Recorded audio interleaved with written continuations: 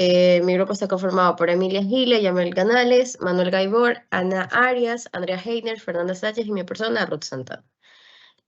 Antes que todo debemos saber como tal la anatomía del hombro, cómo se compone. En el punto número 1 tenemos al ligamento acromioclavicular, tenemos al acromio propiamente dicho, al ligamento coracoacromial, al ligamento coracohumeral. Si ya nos dirigimos un poquito más hacia inferior, encontramos al húmero, a la tuberosidad mayor del húmero, a la tuberosidad inferior del húmero y al tendón del bíceps. Acá encontramos al cuerpo de la escápula, al coracoides, al ligamento coracoclavicular y por último la clavícula. Sabiendo todo esto nos podemos adentrar un poquito más en la ecografía, pero antes debemos saber qué puntos debemos evaluar. Es necesario realizar una correcta anamnesis antes de empezar cualquier procedimiento, ya sea ecografías, radiografías o un TAC. Se indaga sobre los antecedentes traumáticos, ya sean por caídas o sobre esfuerzos. También se pregunta sobre las enfermedades sistémicas o cirugías previas que haya tenido el paciente. Se realizan estas ecografías para visualizar como tal los distintos funcionamientos de los tendones, del manguito rotador. Y aquí vamos a utilizar una sonda lineal de 12 MHz. ¿Cómo vamos a utilizar esto? Esta sonda, podemos ver en esta imagen, esta sonda se coloca como tal en la articulación. En la parte superior podemos visualizar la articulación acromioclavicular. Si nos dirigimos hacia anterior, hacia la parte anterior del paciente, podemos, con el transductor, podemos visualizar el tendón de la porción larga del bíceps y el tendón del pectoral mayor. También el tendón del subescapular y el supraespinoso. En la parte posterior, en la parte trasera del paciente, encontramos al tendón infraespinoso y el redondo menor. Y también la articulación glenohumeral.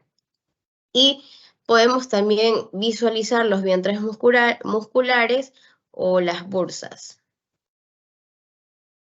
Ok, con respecto a las posiciones ecográficas, como ya antes había mencionado, vamos a colocar el transductor en la parte del hombro del paciente y aquí vamos a hacer diferentes técnicas.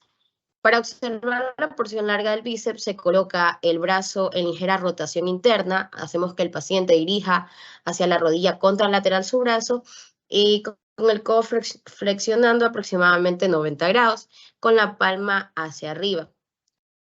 ¿Qué tratamos de buscar aquí? Aquí estamos tratando de buscar el tendón largo del bíceps en medio de las tuberosidades mayores y menores del húmero, usando dos planos, un plano corto y un plano largo, como podemos observar aquí, plano largo, plano corto.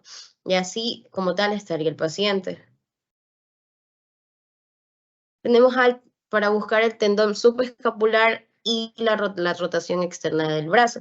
Con el codo fijo en la cresta ilíaca para ver la inserción de la tuberosidad menor, el paciente debe tener un poquito hacia arriba, en posición supina, el brazo y hacia afuera. Debe haber una rotación externa. Entonces aquí en esta grafía vemos la tuberosidad menor, el tendón de la porción larga del bíceps, que es esta parte de acá, y también vemos como principal el tendón subescapular, que sería por acá, el tendón subescapular. Continuamos para divisar el tendón supraespinoso. Aquí vamos a colocar el brazo del paciente en la parte de atrás, en la parte posterior, y que su palma quede hacia afuera. Y vamos a hacer que el paciente trate de tocar su codo. Entonces aquí, como ya antes había mencionado, vamos a tener dos ejes, un eje largo y un eje corto. El eje largo, podemos ver aquí, el tendón supraespinoso, número del tendón supraespinoso, y el eje corto, el tendón supraespinoso. Ok, para observar el tendón infraespinoso y el redondo menor, vamos a colocar el transductor sobre la cara posterior de la articulación glenohumeral. Pero ¿cómo vamos a tener al paciente? Vamos a hacer que el paciente toque con su mano contralateral, o sea, su hombro contralateral, y hacer que el paciente mueva un poco esta articulación. Y ahí ponemos el transductor en la línea amarilla. Y esto es lo que vamos a divisar en el ecógrafo. El húmero y el tendón infraespinoso y el tendón redondo menor. Tenemos a la articulación acromioclavicular, que se puede explorar con una posición más cómoda como tal para el paciente, ya que normalmente la rotación interna un poco forzada es mal tolerada por los pacientes. Aquí, así vamos a ver en la ecografía el acromio, la clavícula y la articulación como tal. Aquí se coloca el transductor.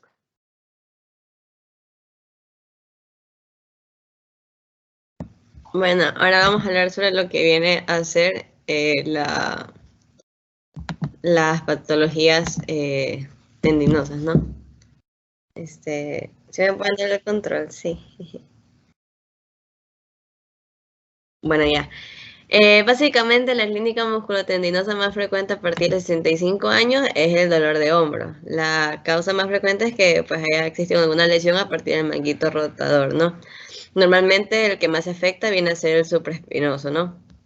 Los hallazgos ecográficos de la tendinosis, básicamente hay un engrosamiento del tendón que puede ser focal o puede ser difuso, va a haber pérdida del patrón fibrilar típico, va a haber una hipoecogenicidad tendinosa, puede ser focal o puede ser difusa, ¿no? Van a existir también calcificaciones, microcalcificaciones.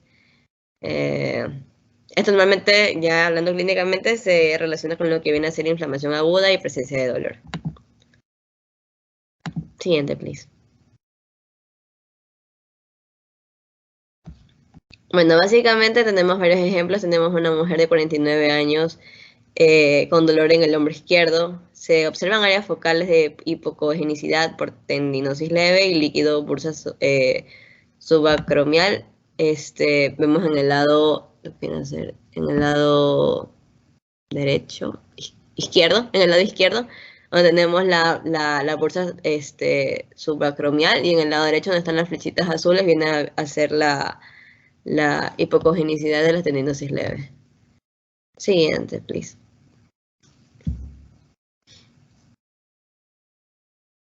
Hola.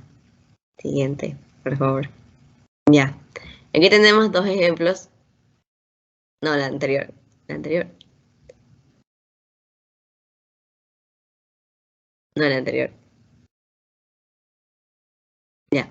Ahí tenemos dos ejemplos. Un varón de 77 años con dolor en el hombro derecho tras caída. Como podemos ver, hay una acumulación de líquido, que esto se lo denomina una tenosinovitis con líquido.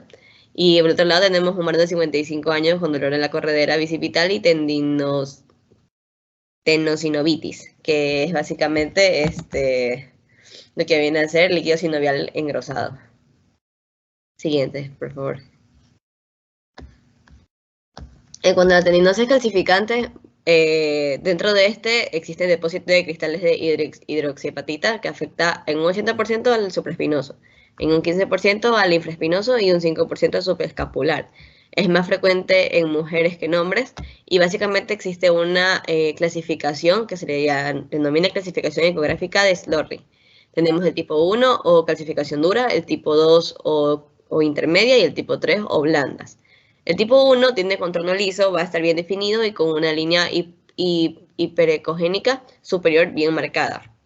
En el tipo intermedio hay características mixtas entre el tipo 1 y el tipo 3.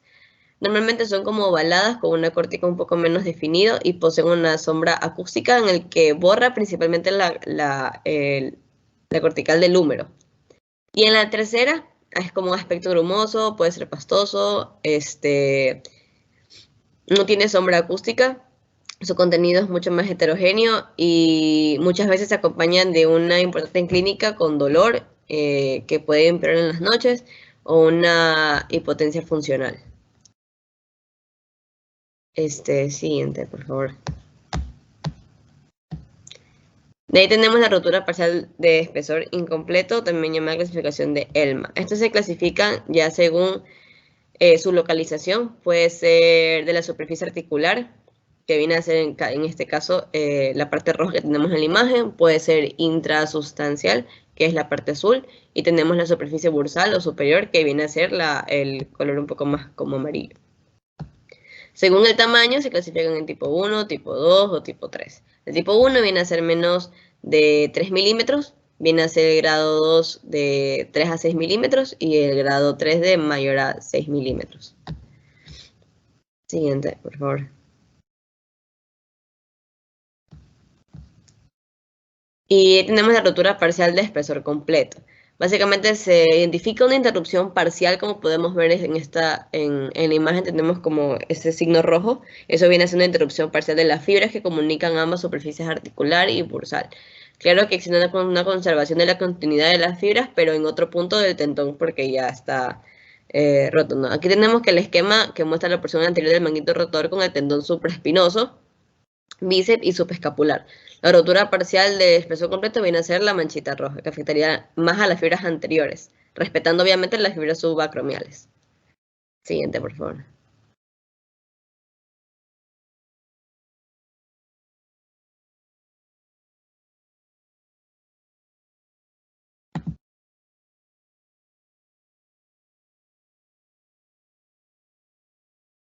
Bueno, yo les voy a hablar sobre la bursitis. Para comenzar, la bursitis del hombro es una inflamación de la bursa que se encuentra en el acromión, que es el hueso más alto del hombro, y entre el húmero, los tendones y los músculos. La membrana sinovial normal de las bursas no se puede visualizar en una ecografía. Sin embargo, la bolsa subacromio subdeltoidea es un complejo de 2 milímetros de espesor que consiste en una capa interna del líquido hipoecoico entre dos capas de grasa peribursal y perecoica. Siguiente.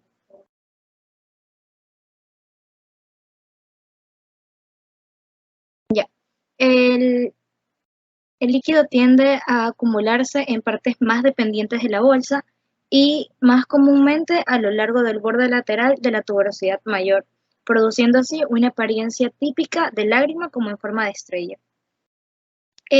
La bursitis se asocia a múltiples patologías, como lo son las lesiones en el manguito del rotador, los traumatismos, la artritis reumatoide, la gota, infecciones y iatrogenia. Siguiente, por favor. Aquí podemos ver un caso clínico de una mujer de 50 años que presenta una gran cantidad de líquido en una bursa subacromio subdeltoide izquierda con presencia de múltiples cuerpos de arroz en relación a una bursitis reumatoide. En algunos de los casos, el líquido en la bursa se acompaña de hipertrofia sinovial,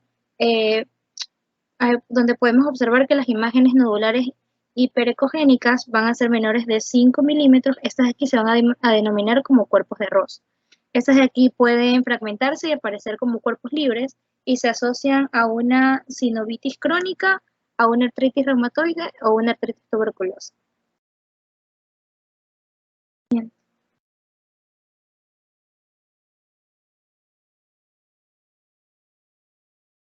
Bueno, dentro de la patología ósea articular tenemos que los pacientes con traumatismo en el óseo se puede realizar dos procedimientos. La ecografía que valora una patología tendinosa asociada y también una radiografía simple que valora cualquier tipo de fractura que ayudará al médico a dar un mejor diagnóstico. Siguiente.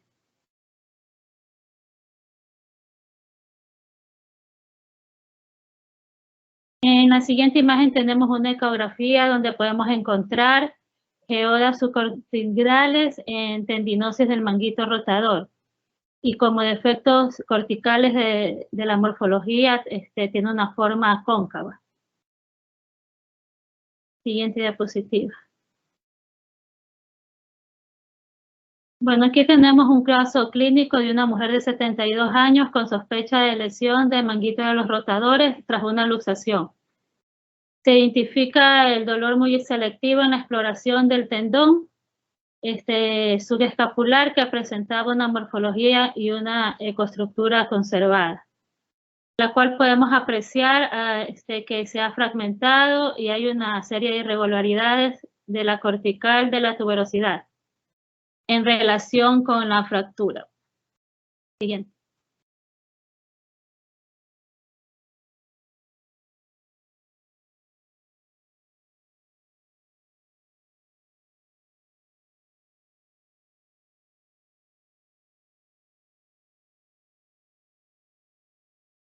A ver, pues bien, yo voy a hablar acerca de las tumoraciones.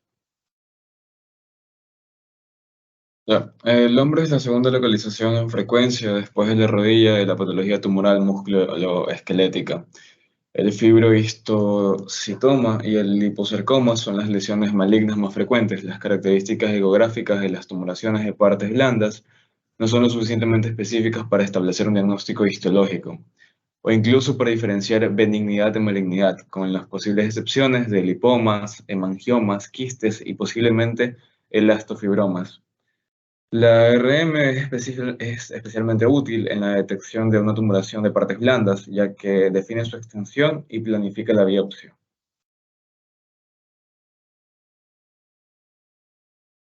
Este de aquí es el caso de una mujer con tumoración infraclavicular izquierda.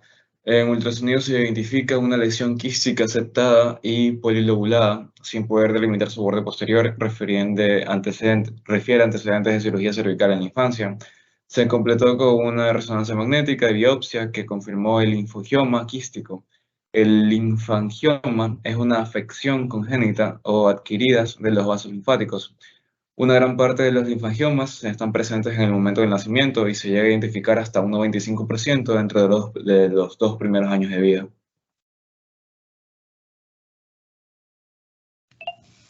Ok, por último vamos a hablar sobre el intervencionismo.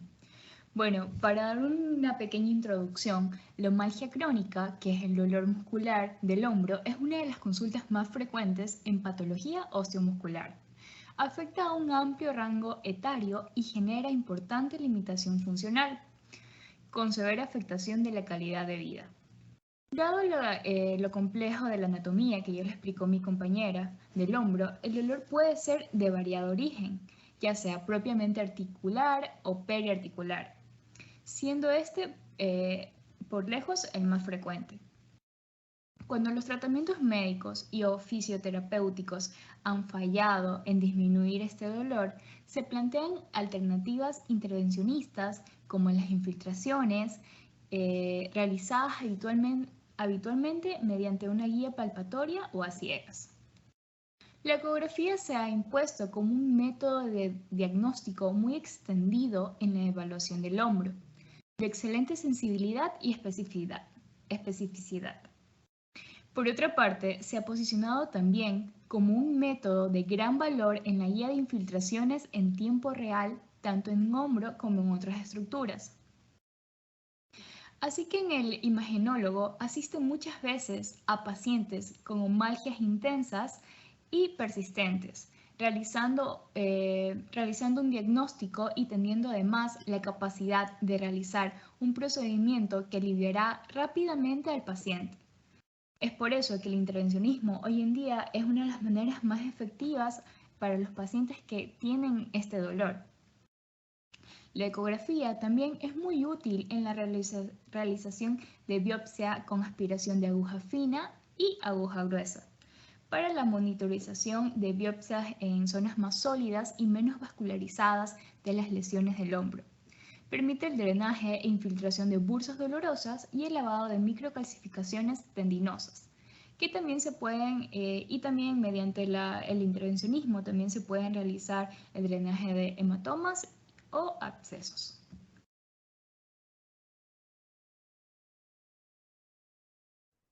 Buenas tardes, mi nombre es Ana Belén Arias y a continuación les voy a hablar sobre las misceláneas.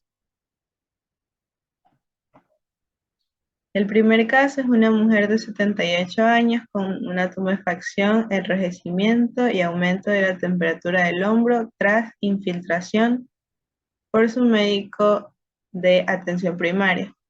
La ecografía mostró áreas de celulitis y abscesos subyacentes. El siguiente caso es de un varón de 49 años con dolor periódico del hombro izquierdo. La ecografía no mostraba tendinosis, roturas ni bursitis.